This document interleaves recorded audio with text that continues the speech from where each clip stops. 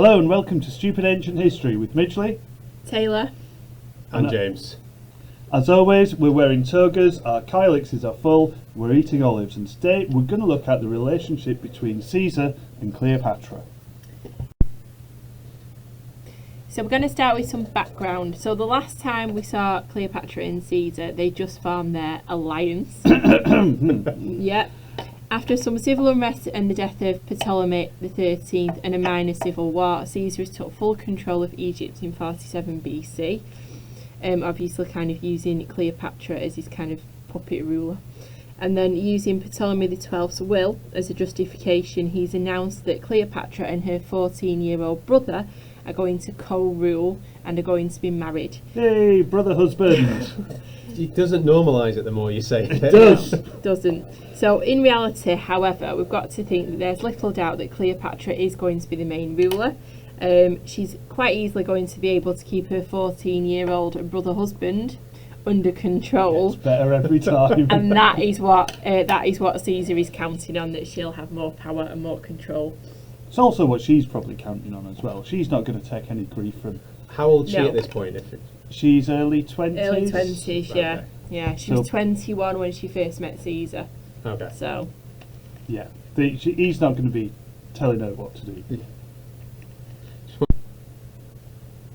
So the first thing we're going to look at is why didn't Caesar just take control of Egypt? So if we think first of all about why he should have just taken control, there wasn't anybody else around at the time that was really powerful enough to stand up to him and his legions. So you would have thought it would have been quite straightforward for him to just take control.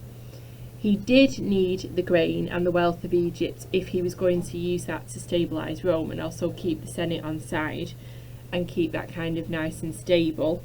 And he'd been betrayed by a lot of people that were close to him. So if you remember, he'd already fallen out with Pompey and the supporters of Pompey as well. That didn't end well. It didn't end well. So there's quite a few reasons why he probably should, or we would think that he would just have taken control straight off the bat. But, Mr. Never that Midgley, straightforward. So, entrusting Egypt to a client king means that he can spend a lot of his time trying to sort out Rome, which is ultimately his big issue. Rome is still not stable. He's declared himself the greatest man alive. Where are we in his campaign? How much is Rome under his foot at this moment?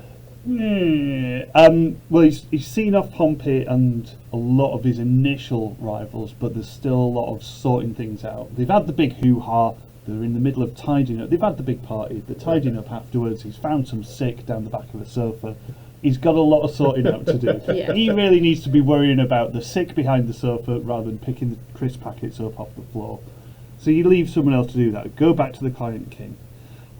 He clearly thinks he can trust Cleopatra to rule Egypt for him, effectively for him. He sealed that deal. He thinks she's definitely on his side. It's also useful because he's not popular in Egypt. They don't like him. He comes across quite arrogant. He's got a funny nose that they don't like. They don't like noses. They don't like her nose. They either. don't like, no. They've got a weird thing for noses. And let's not forget as well, it's hot and sweaty in Egypt, even compared to Rome in July. So he probably wants to spend as little time there as possible. And talk about hot and sweaty, he also needs to keep Cleopatra sweet. So if he gives her de facto rule of Egypt, that puts her in a good mood. He can do other things, but he's got a strong and stable ally ruling this client kingdom for him. So this is probably why he doesn't just take control. Smart move, James? Seems so. We'll see. So arguably the other reason why he doesn't just take control of Egypt all by himself is he is smitten. Despite being there on official business, re-establishing Roman rule in Egypt, keeping the grain supply safe, he establishes Cleopatra as his queen, but he doesn't just leave. He just sticks around for quite a bit, and apparently, according to some sources, has the time of his life. also though, the other thing as well, he wants to make sure that Cleopatra is okay. This is true. Because he knows that her brother and advisors are all kind of there trying to get rid of her. She's still not popular, so he wants to make sure that she's settled and stable and settled in before he decides that he's going to go away and just leave her. And so that's the other thing to think about. Other than him, does she have like any support in Egypt? Not really. No. It's a lot of her support is not within Alexandria. It's in other areas. So Yeah, she's kind of cut off from anyone who might support her. But, also Caesar's on holiday, having a whale of a time. Lads, and all that. And we've got a lovely extract from Suetonius. So it's from the life of Julius Caesar 52, and it says, but he especially loved Cleopatra. He often kept feasts with her going until dawn, and he sailed with her in the state yacht through Egypt almost as far as Ethiopia, or at least would have if his army had not refused to follow him there. I love that sassy little bit at the end. He would have got away with it if it wasn't for all his men. On his dirty weekend away. Absolutely. But I mean, clearly, organising a military coup, installing a new leader and securing grain supplies is terribly tedious, dull work. Not all swanning around on a love boat with your new mistress. But on that, though, we do have to be careful because Suetonius, effectively, is an ancient gossip columnist. He is a reliable source to some extent. He finds a lot of research, but he goes for the salacious details. So I guarantee if Suetonius could find a bit of evidence from anyone, even Brian down the street, saying that Cleopatra and Caesar were at it in the streets while starving children were looking on, that's the first thing he would have written. It's really slanderous as well towards Caesar. It's kind of hitting at his reputation, isn't it? Absolutely. I mean, he's meant to be this great and powerful leader, but at the end of the day, he can't do what he wants because his own men don't want him to. Yeah. Was this written at the time? You said last time that Plutarch was written like 100 years later. Yeah, Suetonius is writing at Is it? least 100 years later. So he's pretty safe that Caesar's not going to come round his house and do his head in. Right, okay. But yeah, he's a slanderer, definitely. And if he can poke fun at an imperial individual, he definitely will. But there's a lot of things on there as well that he is saying that we know that Caesar's peers are saying at the time in Rome. So it's not completely just kind of salacious gossip. There is some ring of truth to what he is also saying as well. And we know that obviously there was a lot of negative feeling towards Cleopatra, and it's kind of suggesting that there's something wrong with him because he loves Cleopatra this much. He's hanging out with this dodgy foreign woman. Yeah, that there's something kind of... They're trying to show him as weak. Yeah, they are. It's really, really racist towards her. Very, very negative. I think they like the Greeks, the Romans. But is she too Greek for the Egyptians, not too Yeah, Egyptian she's for the too- That's Greeks? basically it, yeah. She's somewhere between the two. Yeah.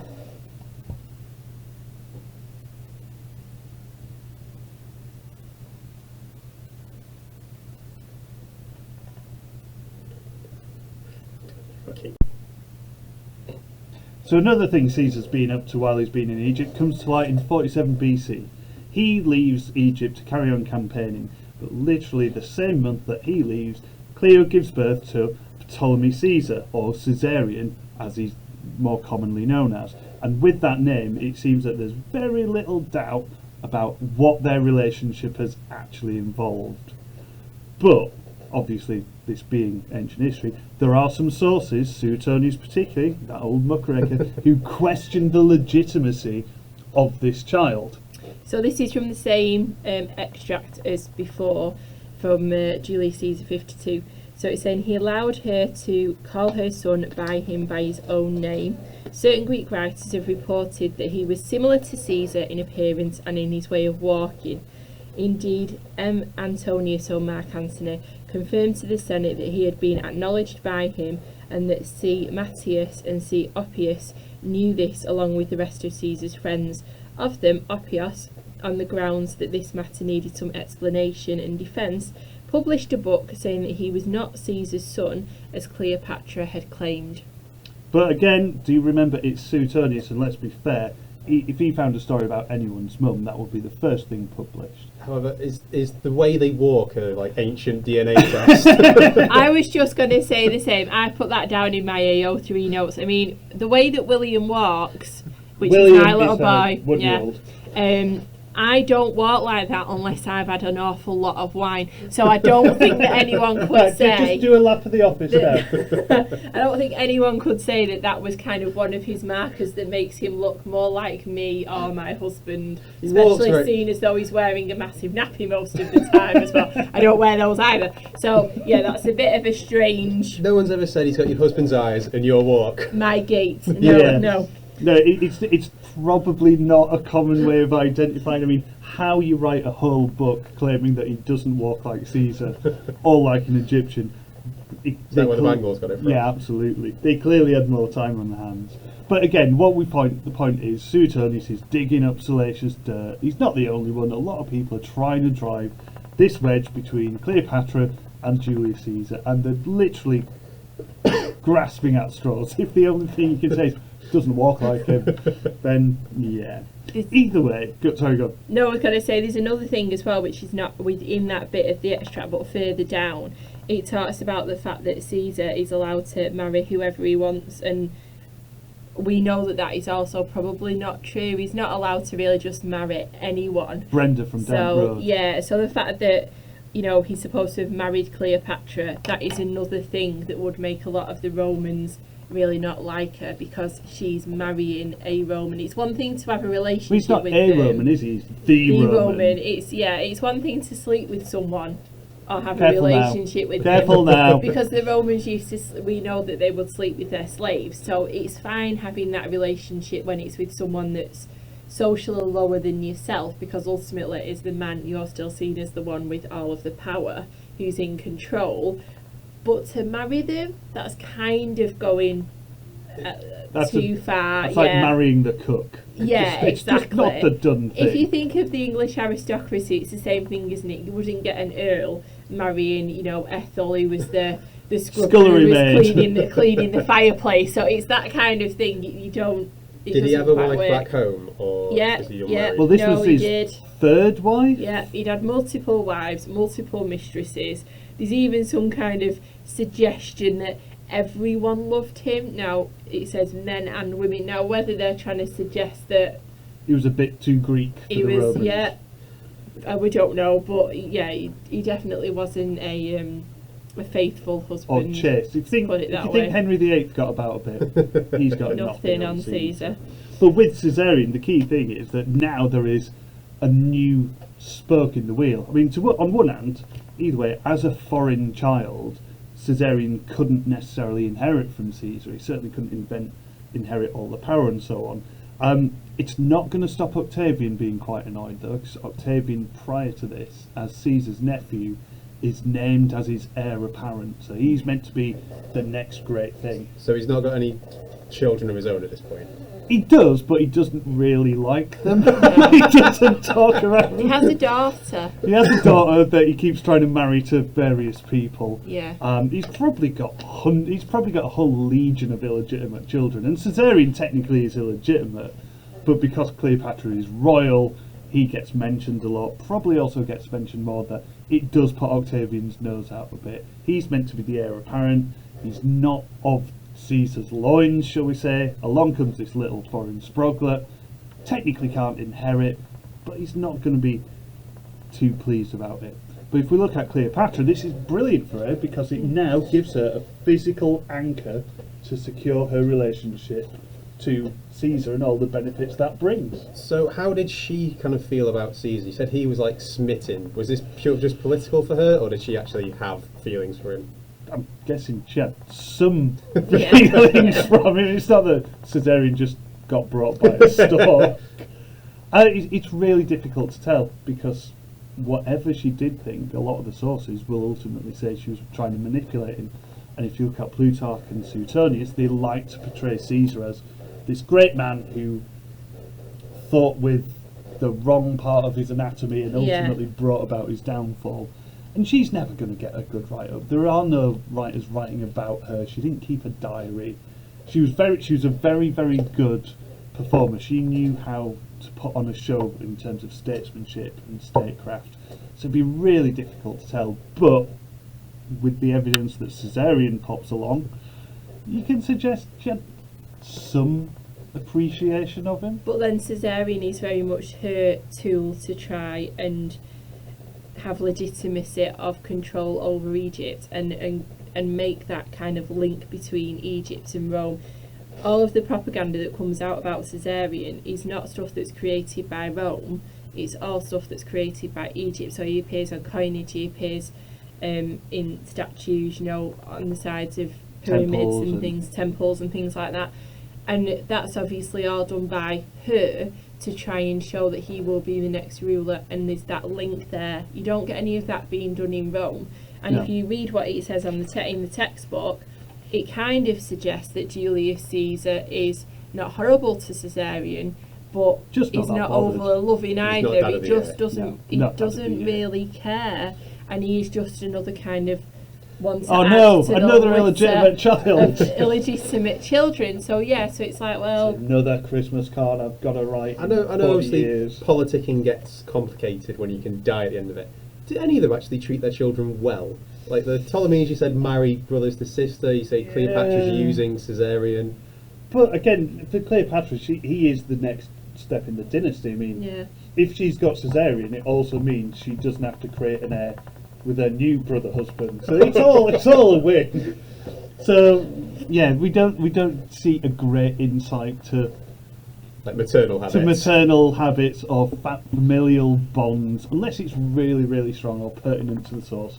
And in this, apparently not. He's just there. He is a tool, and he's going to be the next ruler of Egypt, short of some great and terrible disaster. So, after lounging around in Egypt in 47 BC, Cleo and her brother husband. I know, I'm just doing it just for you now. Cleo and her brother husband go to Rome to seek official recognition. Not just from Caesar, we know she's got his seal of approval already, but she wants to be received by the Senate and the powers of Rome. She also, while she's there, wants to introduce Caesar to Cesarian.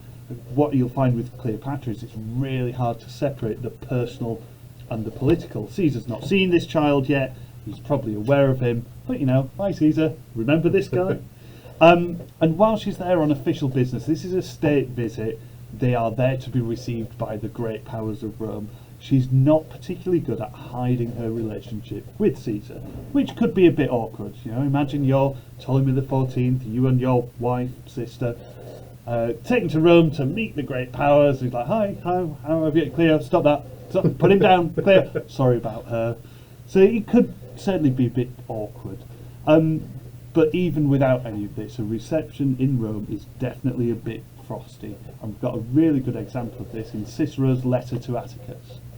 So it says, I hate the queen, Ammonius, Starts off strong. Yeah.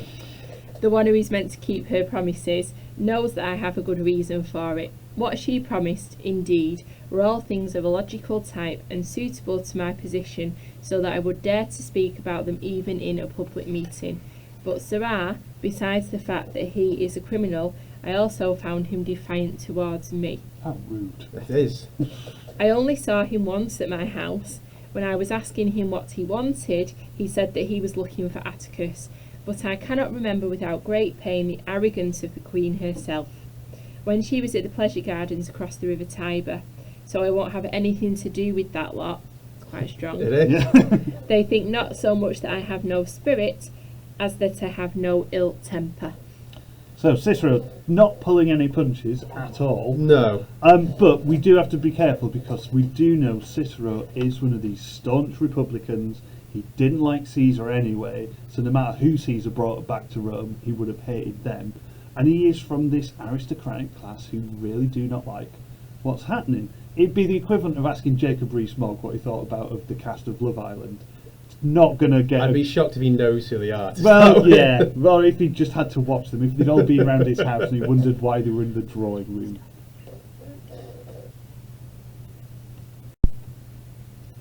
So moving on from Cicero, then the big question we have to ask is, did the Romans really hate Cleopatra and did they really hate Caesar?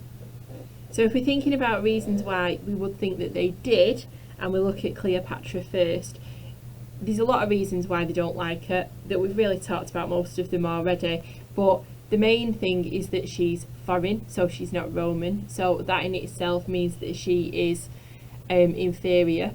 She's also a woman, which again in terms of Roman society means that she's inferior. And she's also going against the stereotypical role of a Roman woman. So she's using her sexuality, she's got power, she's got control, she's in a position of leadership, all things which they don't think women should be able to do. They see her as being very arrogant, being very manipulative, and they blame her for Caesar falling for her. So they don't blame Caesar, they blame her for it. The woman tricked him. Yeah, it's this idea of he's been tricked by an evil, scheming, manipulative woman that's just using him. Who's also, let's not forget, arrogant. Exactly. And his kind of weaknesses for her own gain and exploiting them for herself. And you could also say maybe it's because, even though they never say this, Caesar's quite old, she's quite young. That's another thing. It's like we've said before about her being a gold digger. He's the ultimate sugar daddy. It's not so much that it's money that she wants off him, it's his prestige. It's power. like when you see these models marrying 90-year-old billionaires, you're thinking, what are they seeing him? Well, bank balance. Yeah, and in terms of Caesar, it's quite split. So if we think about what you need to have the majority of support in Rome to make sure that you are able to stay there as a strong leader, you need to have the army on side, the plebs on side, and the Senate on side. He's got part of the Senate, he's got more or less all of the army, and also the plebs. So for the other senators that are left that don't fall into that category, he's a massive threat because he's possibly going to take away their power. He's also going to take away their kind of role within Roman society. He becomes dictator for life. When that happens, they're not really needed anymore. So they can kind of see this coming. So they're worried about that. So they don't like the fact that he's getting so powerful. They also see him as being arrogant because they think that he's rising above his station. He's seen as a bit of a thug. He's seen as someone that's quite kind of garish. He's got the common touch. He's a bit vulgar for them. He's not as well mannered. He doesn't play by aristocrats' rules. No. So do they think of him as kind of a squaddy? He's just that's it. He's a brutish squaddy who has the common touch with the people, which terrifies these aristocrats who are used to speaking great long speeches. And when we saw just how concise this Cicero well, is. I mean, he says a lot without saying anything. But if we look at, did the Romans really hate them? We've got to ask the question, which Romans? Certainly these aristocratic senators, the patricians who are not related to him, who see him as a direct threat to their use and their existence, they will have hated him. I mean, to be fair, they'd have hated Caesar anyway, they'd have hated Cleopatra regardless, didn't matter who he brought back to Rome, they'd have had something to say about him. But if you look at other Romans, and this is where we're speculating because we don't have a lot of evidence, we do know he was popular with the army. He was a successful commander. The one thing the Roman army liked was a good leader. They liked it even better if, from all his various campaigns in places like Gaul and Spain, he turned over a lot of the land to his veterans. So you want a good commander who's going to get you through the war and give you a reward at the end. So he's popular with them. We said he's seen as a bit vulgar, a bit common. We can probably assume as well, with these land reforms, he was popular with the plebs. So they will have quite liked him. We can assume. We don't have any real evidence. I mean, there'll always be the political graffiti, like you see all over Pompeii. There will have been someone somewhere drawing a picture of Caesar with a massive penis sticking out of it. But again, if you're just bright, would they mean that as an insult or a compliment? Well, a little bit of one, a little bit of the other. But if you're just a common pleb on the Aventine trying to get through your daily life, you're going to be less worried about who Caesar's shacked up with than where your next meal's going to come from, or are you going to get stabbed tonight in the forum, or is your house going to burn down? So when we say, did the Romans hate Cleopatra, realistically it's the aristocrats. It's those members of the Senate, the traditional conservative aristocrats, like Cicero. The Rees-Moggs is a good analogy. The Rees-Moggs of this world would certainly have not liked Caesar, and by default Cleopatra. The fact that she's foreign and not from one of their established families just adds fuel to that fire. But does that mean all Rome hated him? Probably not. They see him as arrogant because to those senators, he's trying to get above his station. So he's trying to climb out of somewhere that he shouldn't be climbing out of, basically. Steady on. He's a bit of a Jeremy Corbyn. He's not what you typically think of when you think of leading Roman. Yeah, absolutely. He stands to shake things up in a way that these stuffy senators can't necessarily come back against, and he's got a massive populist movement behind him. So they worry that he's going to make them obsolete, and he's going to prove to the Roman people that the Senate effectively are a bunch of stuffy old windbags. Fair comment? Yeah. After reading that, yeah. So the next section is entitled, "Oh dear." Things are clearly going to get bad. Things going well then. Yeah. So the next step is the murder of Caesar. Oh dear. Oh Not dear. good. So in 45 BC, he declares himself dictator for life. This is a massive no-no, because what you should all be thinking, hopefully, is he's trying to be like a king. We all know what they think about kings. They do not like them. So that's not a good idea. As a result, on the 15th of March, 44 BC, or the Ides of March, members of the Senate that are led by Lucius Junius Brutus murder Caesar because they see him as a tyrant. Yeah. Did dictator have the negative connotation it is to us? What the Like if he said he's dictator tyrant? for life. Dictator was a legal job. It was just one guy in charge. They didn't think of it like we do, like no, Kim not Jong Un like, or something no, like that. it was just like the guy you call on in times of emergency. You were in place for 6 months till this whole thing blew over and you could restore democracy. Call yourself dictator for life, that's a bit naughty. And obviously, so naughty, they decide to stab him. So he's murdered by, symbolically, lots of members of the Senate, even Brutus, who's his nephew, in the theatre of Pompey. And this is a massively earth-shattering moment, not just for Rome, but for Cleo as well. This is the assassination of the president. This is her, everything she's worked for being whipped out from underneath her. And quite rightly, Cleopatra, not being as dumb as a bag of rocks, sees that she will probably be next in line if this association is so terrible. So very quickly she legs it back to Egypt. So she was in Rome when he was She was in Rome while he was stabbed, and as soon as she finds out, see ya, she's off, she's gone.